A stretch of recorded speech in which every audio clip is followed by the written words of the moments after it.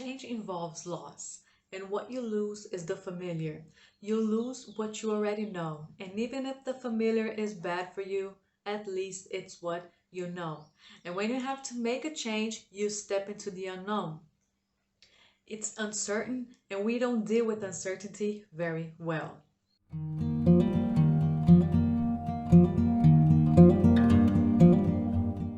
Hey guys, I'm Ayana, and in this video we will talk about fear, uncertainty, doubt, and how our brain hates when we try to make a change. When you are uncertain and have doubts, that's when fear hits hard.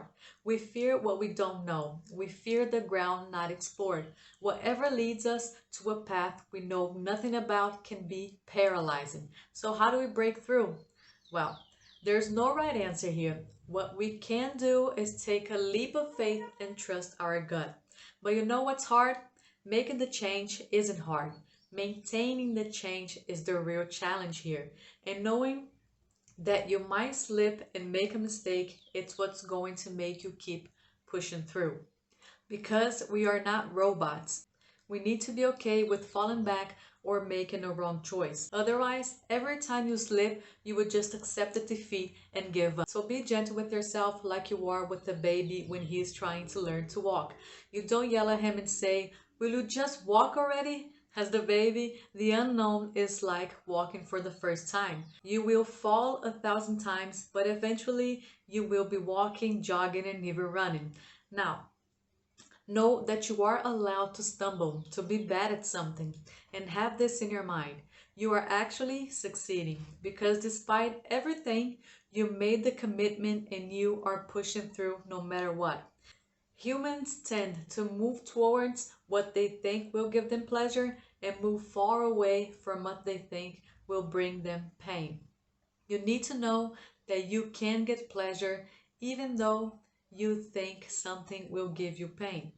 If you're stepping into the unknown, there's always a chance for pain or pleasure. You just gotta embrace and try. At least you gotta try. Another thing about pain, we are all going to feel pain from time to time. It's really inevitable. But there are something we do that might make the pain stick for a little longer than it needs to, and that becomes a suffering. Pain is a choice, but suffering, it's not.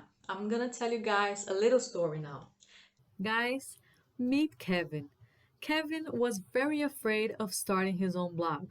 He was actually terrified, and he just let that idea locked inside of him for years. He had all these stories about "I'm not good enough, I suck, I don't have the skills, no one will care, I don't matter," and that caused Kevin a lot of pain because he wanted it so bad, but he just couldn't get it started. Now, what would be the right thing to do in this case? Start learning how to set up a blog and get it done, right? But instead, Kevin just started looking for blogs he liked and he kept just wondering what it would be like if he set up his own blog and he could talk about the things that he wanted. And well, that just caused him a lot of suffering. So you see, he made a choice to suffer instead of taking action. He might have failed, but at least he would have taken a step forward into starting his blog and owning his dream. First of all, stop comparing your beginning to someone else's middle. You can't compare your first month with another person's 10th year.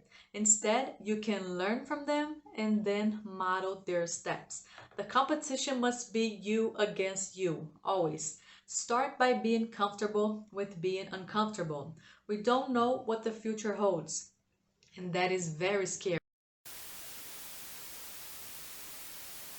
But I bet that the present is scary too, because if you don't make a decision right now and your present is not where you want to be, guess what? That's going to be your future as well.